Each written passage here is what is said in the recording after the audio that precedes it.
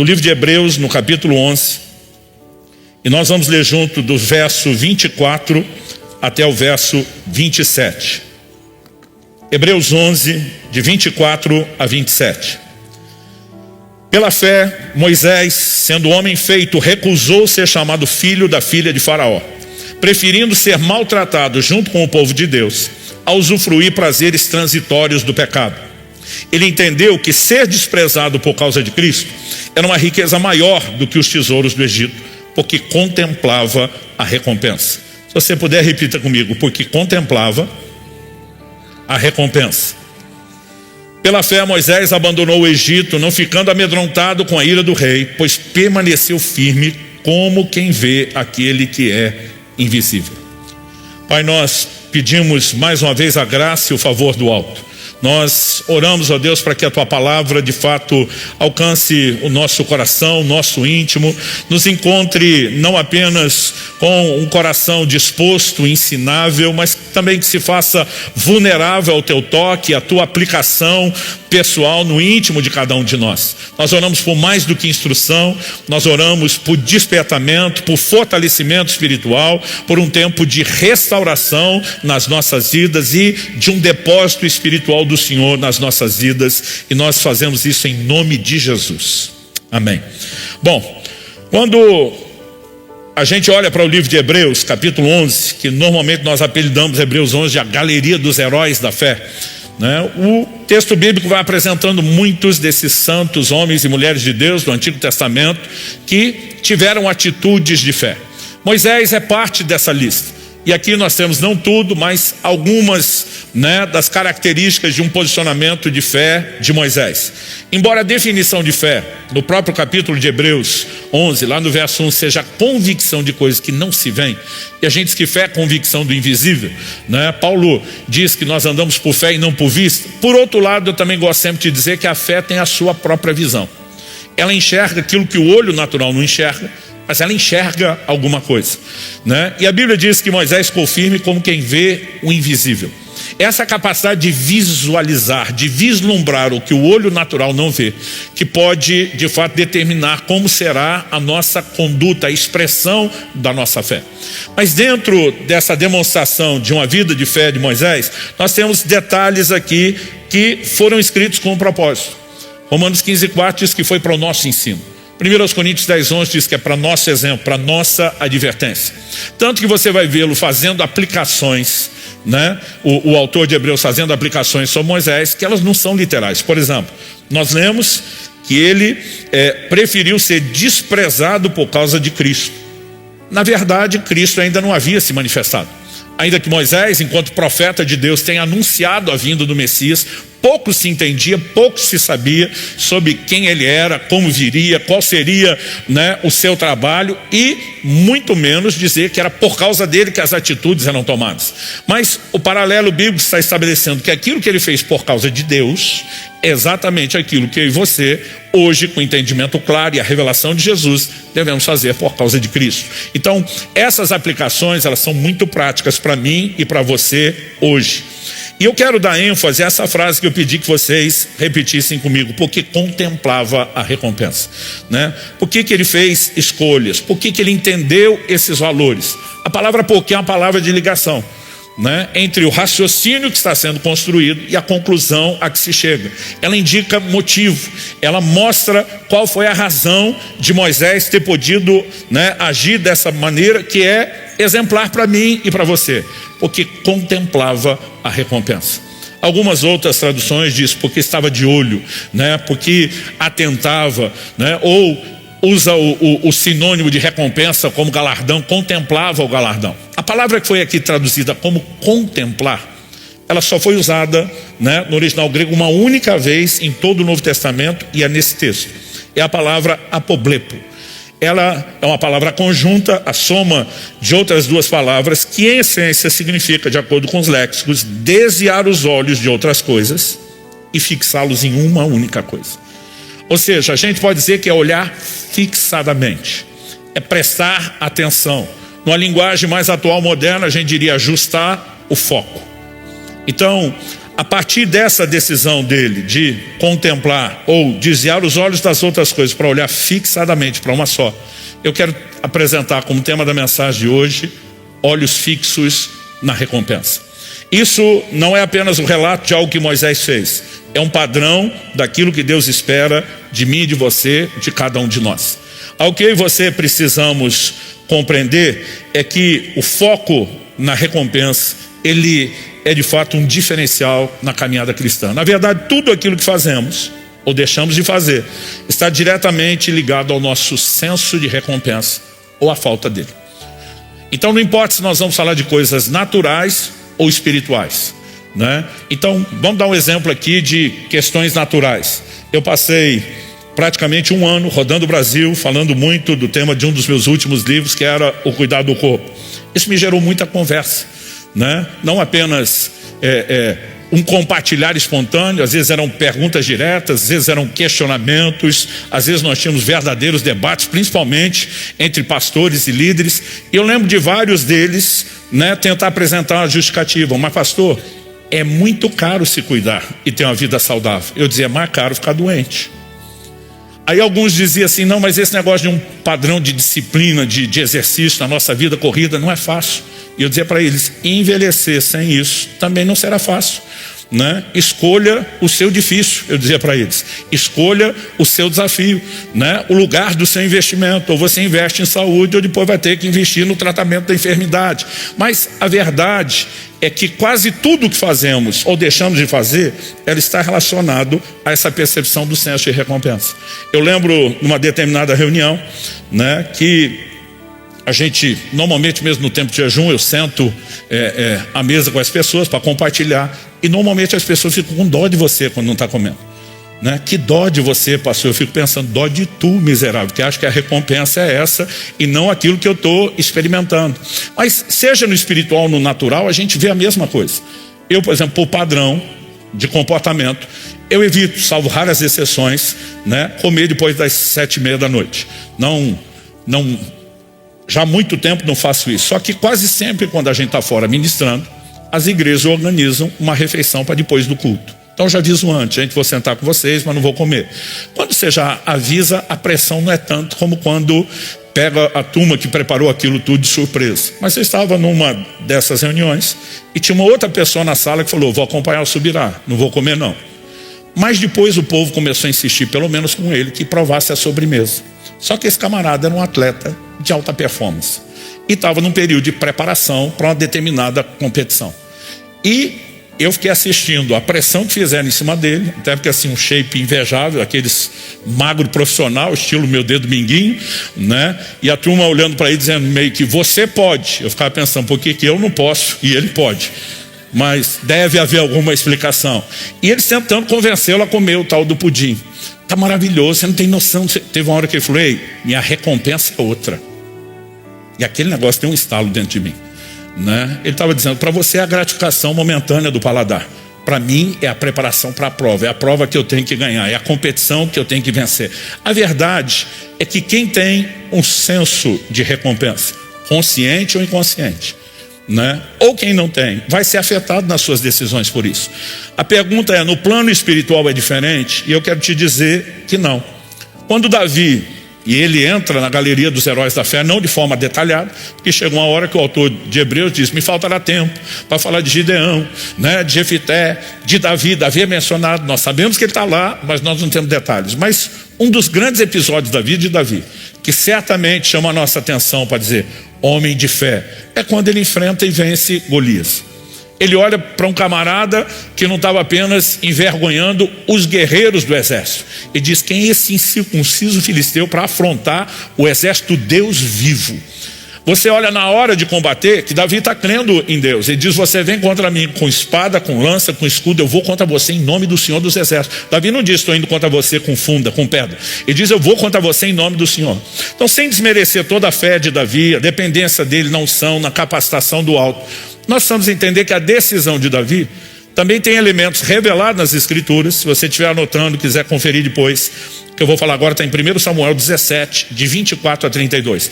Quando Davi chega no acampamento e encontra o filisteu desafiando todo mundo, ele não foi lá para lutar. Ele, na verdade, nem alistado no exército estava.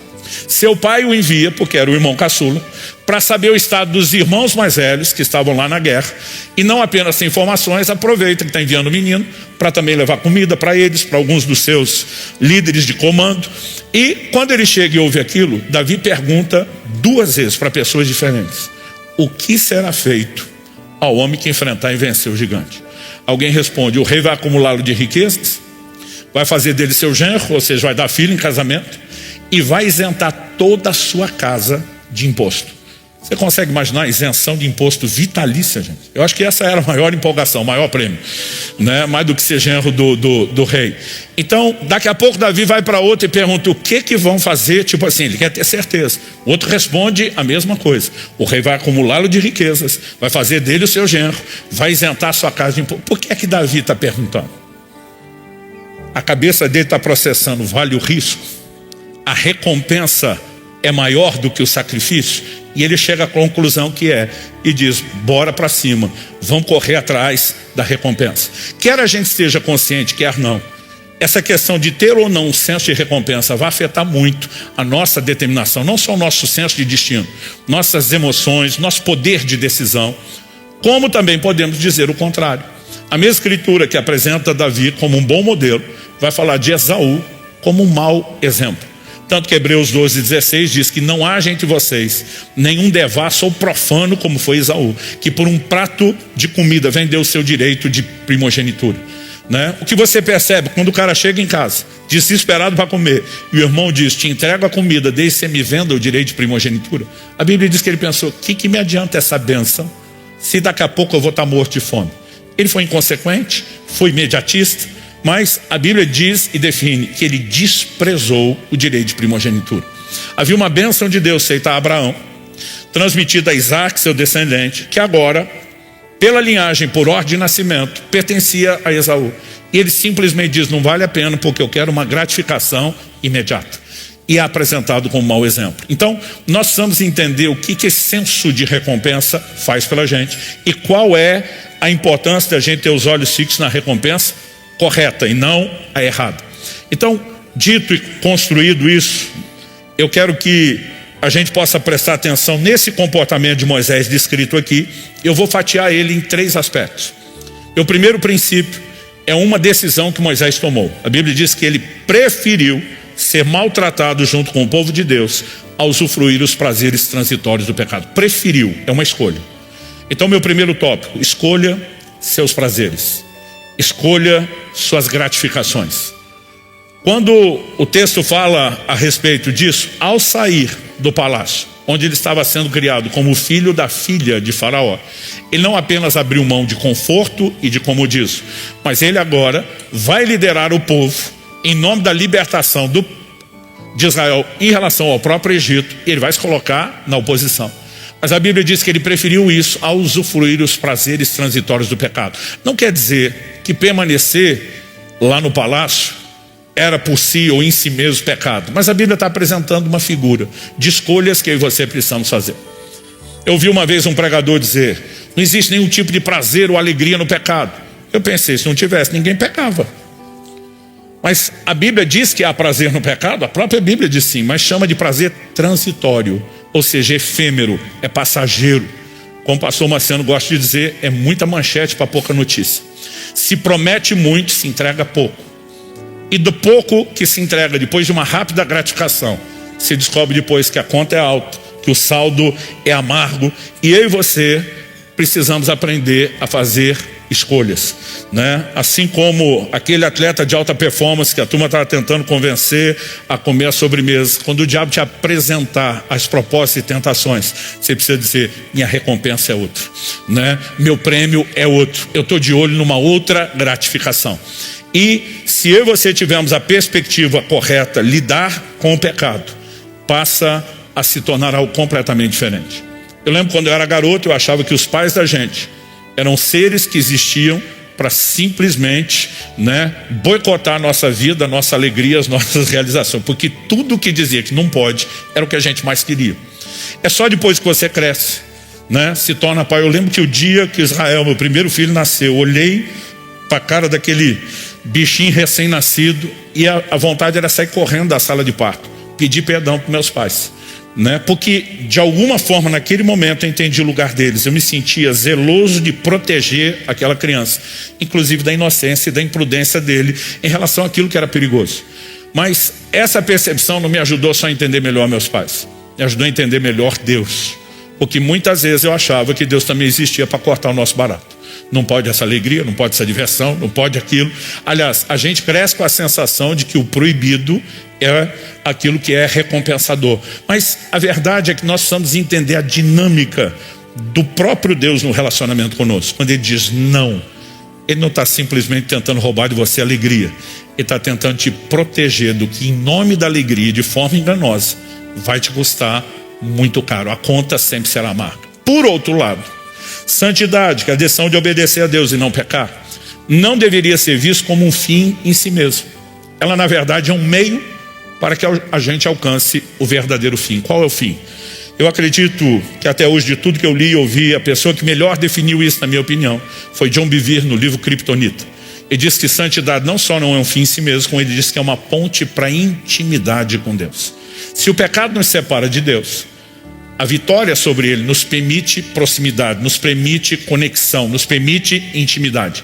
Em João 14, 21, Jesus diz: aquele que tem os meus mandamentos e os guarda, essa é a essência da santidade, guardar os mandamentos de Deus, já que a definição de pecado, 1 João 3,4, é a transgressão da lei, no caso a lei de Deus. Então, Jesus diz: aquele que tem os meus mandamentos e os guarda, esse é o que me ama. Mas Jesus diz: eu também o amarei e me manifestarei a ele. Ele está dizendo: se você demonstrar amor por mim, reconhece que eu sou importante, que não vale a pena pecar e desconectar da minha pessoa, preste atenção, eu vou agir com reciprocidade, eu vou fazer o mesmo por você. A Bíblia não está dizendo que o amor de Deus é condicional e que a gente tem que se comportar bem para merecer, não. Quando diz eu também o amarei, ele está dizendo: eu também vou honrar, eu também vou valorizar você, vou lutar por essa intimidade como você está lutando e vou me revelar a você. Ou seja, nós precisamos entender onde é que santidade nos leva, a um lugar mais profundo na presença de Deus. E quando a gente tem a devida percepção disso, as coisas mudam. Segundo aos Coríntios, no capítulo 7, no verso 1, a Escritura nos fala, né, a respeito de nos purificarmos de toda impureza, e fala também a respeito de aperfeiçoarmos a santidade no temor do Senhor. Mas o texto começa dizendo assim: portanto, meus amados, tendo tais promessas, purifiquemo-nos de toda impureza, tanto da carne como do espírito, aperfeiçoando nossa santidade no temor de Deus. O argumento é: tendo tais promessas, vale a purificação, vale o aperfeiçoamento da santidade. A pergunta é: que promessas são essas? O versículo 1 é a continuidade do final, né? O verso 1 do capítulo 7 é a continuidade do final do capítulo 6. De vez em quando a gente comenta isso, mas a Bíblia não foi escrita com a divisão de capítulos e versículos. Isso aqui eram cartas, era um conteúdo só, né? Mas essa divisão, inclusive, ela é recente quando falamos em termos de história. A primeira divisão aconteceu em capítulos, no ano 1200 da era cristã. A segunda divisão em versículo, por volta de 1500, com o Brasil sendo descoberto, é que nós tivemos essa divisão. E a gente precisa lembrar disso porque às vezes o crente tem a mania de fazer a divisão da leitura em capítulos, e nós quebramos às vezes o meio de um raciocínio. Demorou para entender que o verso 1 do capítulo 7 era a continuação do final do 6. Quais são as promessas? Vou ler os três últimos, 16, 17, 18, de 2 aos Coríntios 6 diz: que ligação há entre o santuário de Deus e os ídolos? Porque nós somos santuário do Deus vivo, como ele próprio disse: habitarei e andarei entre eles, serei o seu Deus e eles serão o meu povo. Essa é a primeira promessa. Todas as promessas que nós veremos desses três versículos são promessas de proximidade, de intimidade. Habitarei, andarei entre eles, eu serei o Deus deles, eles serão o meu povo. Verso 17: por isso o Senhor diz: saiam do meio deles, separem-se deles, não toquem coisa impura, e eu os receberei. Cada uma dessas promessas, na verdade, são citações de porções do Antigo Testamento. Verso 18: serei o pai de vocês, e vocês serão meus filhos e minhas filhas, diz o Senhor Todo-Poderoso. Todas as promessas: habitarei e andarei no meio deles, né? Eu os receberei, serei pai, vocês serão meus filhos. São promessas de proximidade. E ele está dizendo: tendo tais promessas, Vamos nos purificar de toda impureza. Vamos aperfeiçoar a santidade. Ou seja, não é apenas evitar o pecado pelo pecado, não é apenas escolher a santidade pela santidade, mas é entender o que o pecado nos rouba e o que a santidade nos acrescenta. Relacionamento com Deus.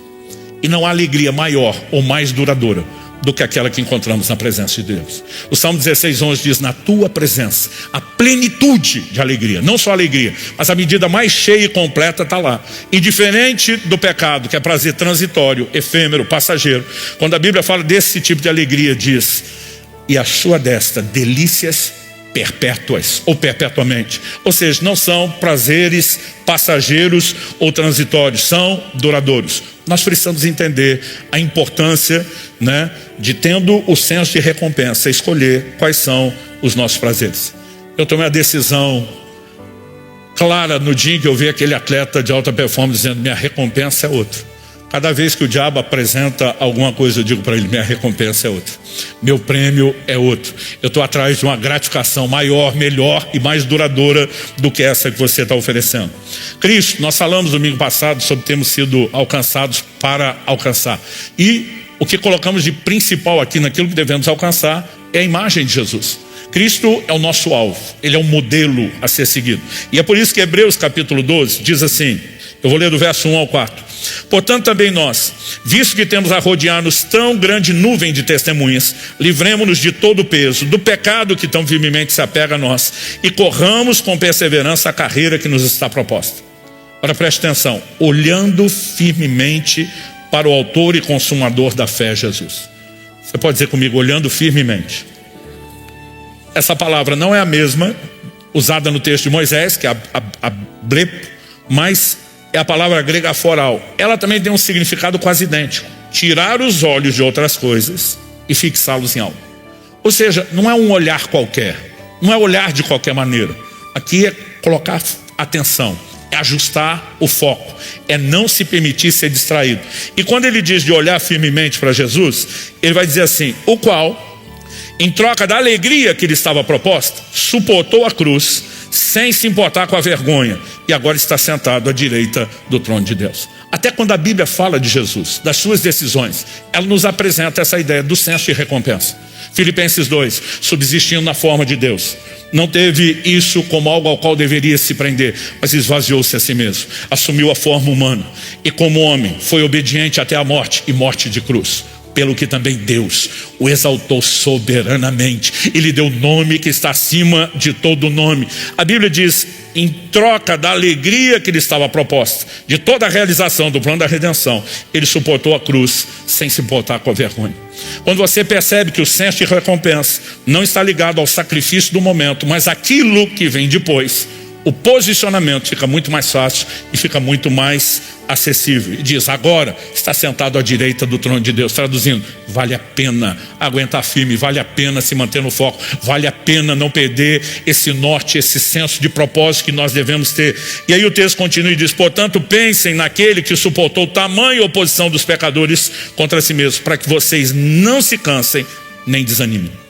Eu vou falar daqui a pouco sobre o efeito emocional que esse senso de recompensa tem.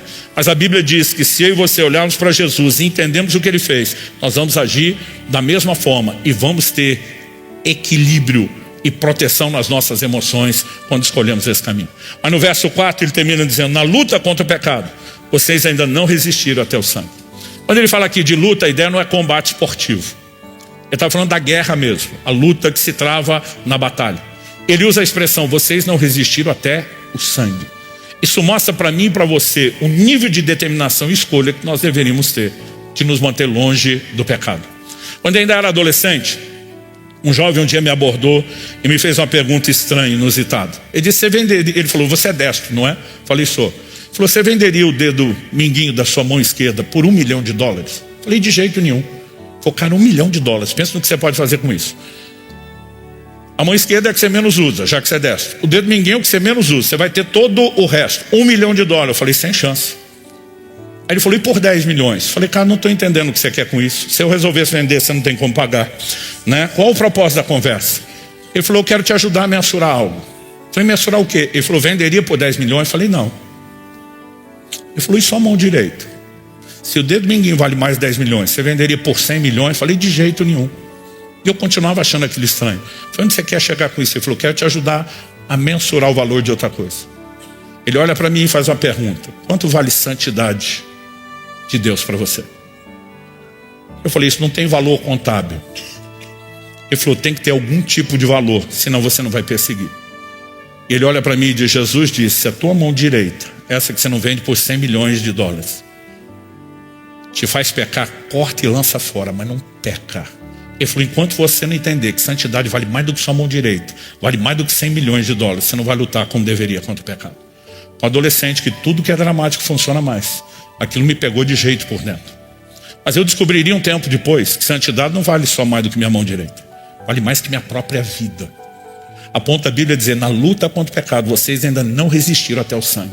Está falando do cara que vai para a batalha, não importa pelo que ele está lutando. Se é para defender a si, sua família, sua pátria. Mas ele está dizendo, morro, mas não cedo o terreno. Morro, mas não me entrego. E a Bíblia está dizendo que deveria haver em nós uma disposição de luta até o sangue, até a morte, se necessário. Ou seja, se nós tivermos imbuídos a mentalidade correta, eu tenho certeza que com senso e propósito de recompensa, nós vamos fazer a escolha correta. Escolha seus prazeres. Segunda coisa que eu quero falar a respeito de Moisés é que a Bíblia diz que ele entendeu, e aqui nós temos uma percepção, um discernimento espiritual, que ser desprezado por causa de Cristo era uma riqueza maior do que os tesouros do Egito. O cara foi adotado pela filha do faraó, cresceu no palácio, gente. Não tinha ninguém com a vida mais confortável, mais luxuosa do que a turma que estava no palácio. E não era um palácio qualquer. Era a corte da maior potência do mundo daqueles dias. Não havia país mais forte e expressivo militarmente na ocasião, de maior poder econômico que o Egito. Ou seja, o Moisés, entre aspas, diria algum, ganhou na loteria. E era neto do homem mais poderoso do mundo. E não importa se era adotado. Depois que você entra na adolescência, você entende que tem coisas que você sente pelos netos que não dá para explicar. Aliás, a gente tem que ter um cuidado enorme para não estragar, para não mimar, né, os filhos e atrapalhar o trabalho dos pais. Então, Moisés está num lugar privilegiado, não apenas economicamente, né, de conforto e tudo isso, mas ele abre mão de tudo isso. Porque a Bíblia diz que ele entendeu que ser desprezado por causa de Cristo, que é um paralelo do que eu e você podemos passar quando escolhemos andar da forma correta, era uma riqueza maior do que os tesouros do Egito. Uma riqueza maior. A segunda coisa que eu aprendo com Moisés: escolha seu tesouro. E quando falamos tesouro, eu quero usar a linguagem de Jesus em Mateus 6,21. Onde estiver o seu tesouro, aí estará também o seu coração. Se Jesus começa falando de tesouro físico, quando ele diz não acumulem, né, riquezas, tesouros na terra, mas ele diz assim: onde as traças, a ferrugem corrói, os ladrões escavam e roubam, mas ajuntem tesouros no céu, onde traças, a ferrugem não corrói, ladrões não escavam nem roubam. É nesse momento que ele deixou de falar de tesouro literal para falar de algo espiritual. Porque onde estiver o seu tesouro, que aqui é senso de valor, percepção de importância, aí estará também o seu coração. E Moisés entendeu algo que eu e você também precisamos entender. Eu quero repetir, embora não é hora de ensinar sobre isso, que o problema aqui não é o dinheiro, é o foco errado, é o foco numa recompensa errada. Então, se por um lado a Bíblia diz que o amor ao dinheiro é a raiz de todos os males e não o dinheiro, e tem gente que além de não ter dinheiro, tem amor ao dinheiro, ou seja, o cara está quebrado e tem a raiz de todos os males, né? O que é a soma de duas situações terrivelmente desconfortáveis. Por outro lado, a Bíblia diz que se as riquezas aumentam, é só não pôr nelas o coração. Mas sem entrar na discussão, né, de que se o dinheiro é ou não é neutro, é evidente que ele ocupa, a nossa relação com ele é delicada e ela pode atrapalhar. A única coisa chamada de um senhor concorrendo com o senhorio de Deus diretamente do nosso coração foram as riquezas. O apóstolo Paulo escreve e fala sobre alguns que, querendo se tornar ricos, nessa cobiça, eles não apenas cederam a desejos, ele chama de loucos e nocivos, mas ele diz: traspassaram-se a si mesmos com muitas dores, né? Fala de alguns que se desviaram da fé, ou seja, buscando uma recompensa, perderam completamente outra. E nós precisamos definir com clareza qual é o nosso tesouro, o que é de fato importante. Em Hebreus, no capítulo 10, o capítulo anterior que nós estamos lendo, a Bíblia diz no verso, eu vou ler primeiro o 34, depois o 35, 34. Porque vocês não apenas se compadeceram dos encarcerados, mas também aceitaram com alegria a expoliação dos seus bens, porque sabiam que tinham um patrimônio superior e durável. Vamos lá, aceitaram com alegria. Que sentimento é esse? Diante da perda, expoliação dos bens. Aqui o texto nos mostra não só de se compadecendo dos encarcerados, mas dos necessitados. Vamos abrir mão dos nossos bens para socorrer o nosso próximo, os nossos irmãos. E fizeram isso com alegria. Por que alegria?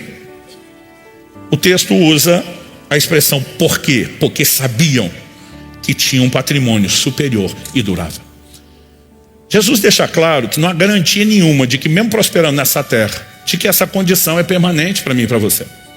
Os crentes desenvolveram uma teologia nos últimos anos de que se a pessoa é dizimista, ela não tem problema financeiro. Eu quero te dizer, não é bem isso que a Bíblia está dizendo. Aliás, Jesus está falando para os seus discípulos, falou, aqui na terra, a traça e a ferrugem corroem, os ladrões minam e roubam. Ele está dizendo, vocês vão ter perdas. Isso pode acontecer com vocês. Não tem uma teologia de blindar o seu patrimônio. Paulo escreve em 1 Timóteo 6,17, né, e diz, orienta os ricos desse mundo que não confiem na instabilidade das riquezas. Tem gente, né, que está lavando a égua de ganhar dinheiro lá na bolsa, e daqui a pouco as suas ações viram poeira, vira nada, né? Tem gente que do mesmo jeito que você viu enriquecer de forma meteórica com cripto, você viu empobrecer, né? Mas não importa, não, pastor, eu trabalho com investimentos seguros, né? Nós nunca vivemos um momento de tanta estabilidade, não há garantia para nada disso. E não estou te desejando mal nenhum financeiramente, mas nós precisamos entender, isso não é um patrimônio durável, não é permanente, nem é superior. Se vier a reboque e fizer parte, aleluia, glória a Deus.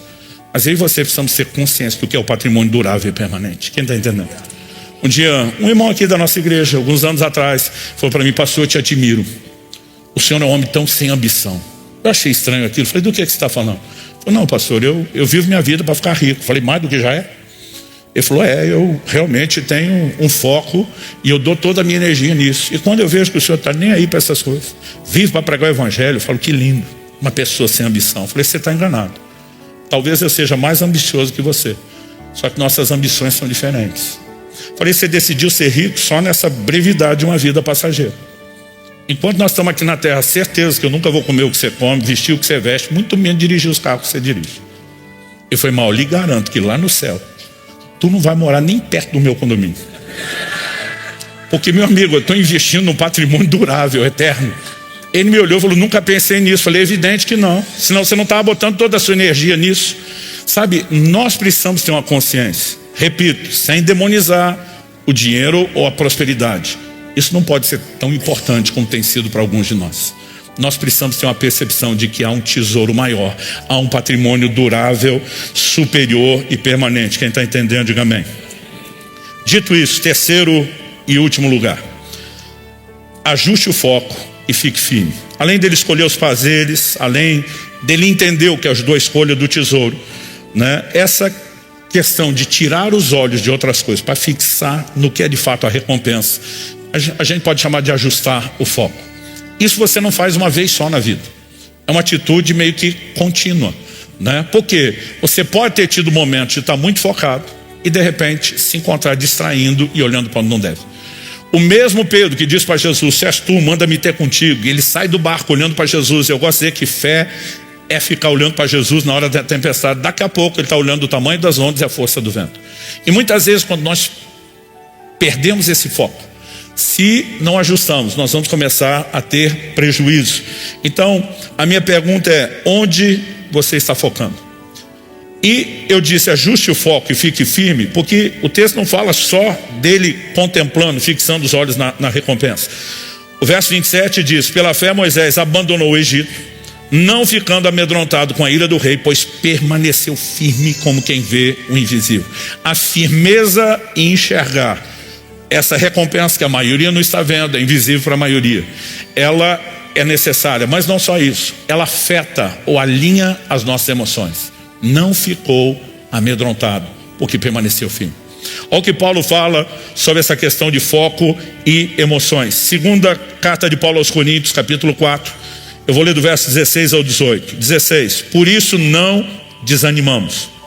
Pelo contrário, mesmo que o nosso ser exterior se desgaste, o nosso ser interior se renova de dia em dia. fazer uma pausa aqui no primeiro versículo que lemos.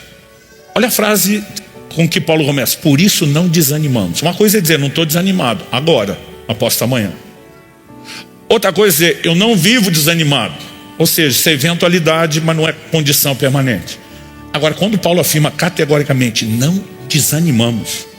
Outro dia um crente falou para mim: pastor, dá para levar isso aqui a sério? O crente pode mesmo ser indesanimável? Eu falei, de acordo com Paulo, sim. Mas ele tem uma explicação para isso. Ele não só disse não desanimar, mas ele disse pelo contrário. O que é o contrário de desanimar? É você permanecer animado. É ter longanimidade, ânimo longo, não deixa o ânimo se comprometer. Mas como isso é possível? Verso 17: porque a nossa leve e momentânea tribulação produz para nós um eterno peso de glória acima de toda comparação. Agora, eu já vou explicar o verso 17, mas isso está condicionado ao 18. Na medida em que, ou seja, não desanimar é possível quando você entende essa questão da comparação. Isso acontece na medida em que, ele diz, não olhamos para as coisas que se veem, mas para as que não se veem. Porque as coisas que se veem são temporais, mas as que não se veem são eternas. Essa palavra traduzida aqui como olhamos, apesar de não ter o significado das outras duas, de desviar os olhos de algo para olhar só naquilo, ela tem a ideia de olhar fixadamente. Ou seja, é prestar atenção. Tanto que a maioria das traduções não diz não olhamos, diz não atentamos. Está falando de prestar atenção, do foco. Ou seja, dependendo de onde você coloca o foco, isso vai afetar a forma como você se sente. E quando Paulo apresenta a ideia do verso 17, nossa leve e momentânea tribulação. Gente, quando você lê só o que Paulo escreve em 2 aos Coríntios sobre um pouco das tribulações e provas que ele passou, dá quase um desânimo na gente que está lendo, que nem passou. Agora, Paulo vai chamar isso de leve e momentânea, sim, porque ele está dizendo que isso não é uma condição permanente, não é eterna. E por que ele chama leve? Porque Paulo está falando de comparação, ou seja, na cabeça de Paulo e dos seus ouvintes, ou aqueles para quem ele escreve, ele sabe que eles vão pensar na balança romana, aquela balança dos 2 pratos. Então uma pessoa ia comprar cereal, por exemplo, do que hoje a gente definiria a venda pública deles lá, nas nossas palavras, chamando de uma feira. O cara pega um prato vazio e coloca o peso padrão, vamos supor meio quilo, 1 quilo. Aquele prato que está pesado desce, o outro que está leve sobe. Aí ele vai colocando o grão do que quer que seja do cereal, até que a balança se equilibre. Até não muito tempo atrás fazia uso da chamada balança romana. Agora, Paulo está dizendo que o prato da tribulação é leve, ele sobe. O quê? Do outro lado tem peso de glória. Ele está dizendo, essa glória para onde vamos, aquilo que nos aguarda tem mais peso. Aliás, em Romanos 8:18, Paulo diz, pois para mim eu tenho por certo de que as aflições do tempo presente não podem se comparar com a glória que em nós será manifesta. Nós precisamos desse foco e desse senso de propósito. Eu não sei você, eu repito isso aqui com uma certa frequência, mas eu vivo a minha vida em função de uma frase. Toda a minha vida espiritual, ministerial, todos os desdobramentos, tudo que eu faço é em função de uma frase. O dia que finalmente eu tiver cruzado aquela linha de chegada da corrida, encontrado do lado de lá o Senhor Jesus, eu estou esperando, eu visualizo, vislumbro esse dia, onde dos lábios sorridentes do Senhor vai vir a frase, servo bom e fiel, entra no gozo do seu Senhor. Essa é a minha recompensa. E no dia em que passar aquela linha de chegada, cada fibra do meu ser vai estar gritando, valeu a pena, valeu a pena, valeu a pena. Eu quero te dizer, não importa a aflição, a prova, o perrengue, o sacrifício que eu e você temos que passar ou fazer, aquilo que nos aguarda do lado de lá dessa linha, vale a pena. E nós precisamos aprender a ajustar o foco e ficar firme, porque parte dessa firmeza, ela nos ajuda a ter foco, mas nós podemos dizer que é um processo que se retroalimenta. Quanto mais ajustado está o foco, mais firme também nós ficamos. Isso, inclusive, vai nos afetar, eu diria até emocionalmente. Que nós possamos construir a caminhada cristã com forte senso de alvo, de destino. Nós temos um norte, nós não estamos simplesmente andando por aí. A gente tem falado muito sobre o que é o alvo, nos tornar semelhante a Jesus. Temos falado muito do que é a recompensa posterior. Aliás, me deixe te lembrar de algo que não é novidade. Quem entende a herança eterna suporta provas momentâneas. Porque às vezes nós estamos desanimando por causa de algo que é passageiro, sem perceber que nós podemos estar sabotando aquilo que é eterno. Essa percepção tem que ser maior. Nós sabemos que servimos a um Deus que intervém aqui agora. Mas a verdade é que nossa maior alegria, gente, não é circunstancial. O apóstolo Paulo diz: eu aprendi a viver contente em toda e qualquer situação. Não importa se tem fartura ou se tem a fartura de estar fartando tudo, como dizem alguns, né? Ele diz: tanto na abundância como na escassez, aprendi a viver contente, porque eu posso tudo naquilo que me fortalece. Ele está dizendo: minha alegria não é circunstancial. Aliás, nós temos que resgatar e aprender a viver e celebrar o que a Bíblia chama de alegria da salvação, né? Os discípulos voltam empolgados: Senhor, no teu nome os demônios submetem. Dá para ver o teu mover, dá para ver circunstâncias sendo mudadas. Nós temos uma via de vitória. E diz: alegrem-se primeiro, porque os nomes de vocês estão escritos no livro da vida do Cordeiro. A alegria da salvação tem que ser maior do que qualquer coisa, e ela tem que ser o meu e o seu norte. 2 de Pedro, para terminarmos, capítulo 1, eu vou ler do 3 ao 9. 2 de Pedro 1, vou começar no verso 3. Bendito seja o Deus e Pai de nosso Senhor Jesus Cristo, que segundo a sua grande misericórdia nos regenerou para uma viva esperança, mediante a ressurreição de Jesus Cristo dentre os mortos, para uma herança, diga comigo, para uma herança. Aqui nós precisamos entender a recompensa. Para uma herança que não pode ser destruída, que não fica manchada, que não murcha, e que está reservada nos céus para vocês, que são guardados pelo poder de Deus mediante a fé, para a salvação preparada para se revelar no último tempo. A consumação daquilo que estamos vivendo só de forma incompleta agora será muito maior, muito melhor do que aquilo que nós já experimentamos. Depois de dizer isso, ele afirma no verso 6: nisso vocês exultam. Está falando de uma alegria antecipada. Embora no presente, por breve tempo, se necessário, sejam contristados por várias provações, para que, uma vez confirmado o valor da fé que vocês têm, muito mais preciosa que o ouro perecível, mesmo apurado pelo fogo, resulte em louvor, glória e honra na revelação de Jesus Cristo. Porque enquanto a gente exulta pelo que nos aguarda, se necessário, às vezes, por breve tempo, provas. Ele está dizendo para que o valor da nossa fé apareça. Quando eu e você enfrentamos essas situações difíceis, nós podemos ou simplesmente desanimar da fé, dizendo: isso aqui não tem valor, que não mudou, que é passageiro, ou nós precisamos entender: o que nos aguarda tem muito mais valor. Paulo disse: é só para essa vida que esperamos em Cristo. Nós somos de todos os mais infelizes. Eu e você podemos, enquanto suportamos as provas e tribulações, experimentar algo na nossa fé semelhante ao processo que o ouro que vai sendo apurado, purificado pelo ouro, né, pelo fogo, vai passando. E depois disso, ele termina falando da revelação de Jesus Cristo e diz assim: mesmo sem tê-lo visto, vocês o amam. Mesmo não o vendo agora, mas crendo nele, exultam com uma alegria indescritível e cheia de glória. Por favor, repita comigo: alegria indescritível e cheia de glória. E diz: exultam com alegria indescritível e cheia de glória, obtendo o alvo da fé, a salvação da alma. Haverá um dia, quando eu e você cruzarmos aquela linha de chegada, que tudo dentro de nós vai gritar: valeu a pena. Haverá um dia onde eu e você vamos nos lembrar de uma fala semelhante daquele atleta de alta performance: minha recompensa é outra. E nós estaremos gratos de nunca ter tirado os olhos da recompensa. Meu encorajamento a você: mantenha os olhos fixos na recompensa. Mas de forma prática, eu também quero, não vim aqui te apontar o dedo, te julgar, nem te condenar, se você não está vivendo como deveria. E até se tiver, de tempos em tempos, nós precisamos rever onde está a nossa recompensa, quão fixos estão no alvo os nossos olhos e qual o estado de firmeza que nos encontramos. Aliás, muitas vezes a própria falta de firmeza já é uma espécie de termômetro que identifica, né, qual está sendo nosso tesouro, ou se estamos focados ou distraídos. Mas ao avaliarmos essas questões, Deus não apenas quer que a gente ajuste o que precisa ser ajustado, como de tempos em tempos a gente dê a devida manutenção à fé, mas Ele quer nos chamar para um lugar cada vez melhor, de uma entrega e de uma rendição também cada vez maior. Você recebe essa palavra em nome de Jesus? Eu queria que você fechasse os olhos por um instante, sentado mesmo, e nós orássemos. Você que nos acompanha pela transmissão, ou mesmo posteriormente pela gravação, se una conosco nesse tempo de oração agora. Pai, nós te pedimos mais uma vez, Que o Senhor não nos deixe sair daqui apenas com informação a ser processada ou digerida. Embora saibamos a importância de meditar e refletir naquilo que ouvimos também depois.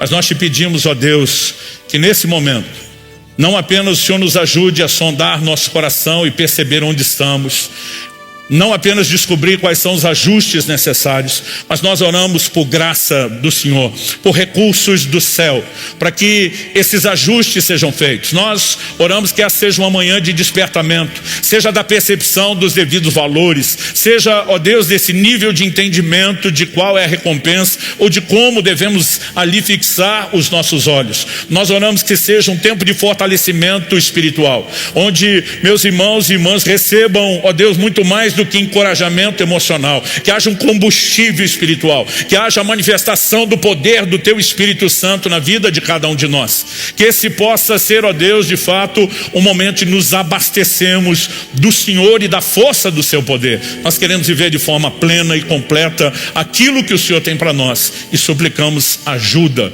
socorro, graça, favor do alto para isso. Nós oramos em nome de Jesus. Em nome de Jesus. Amém.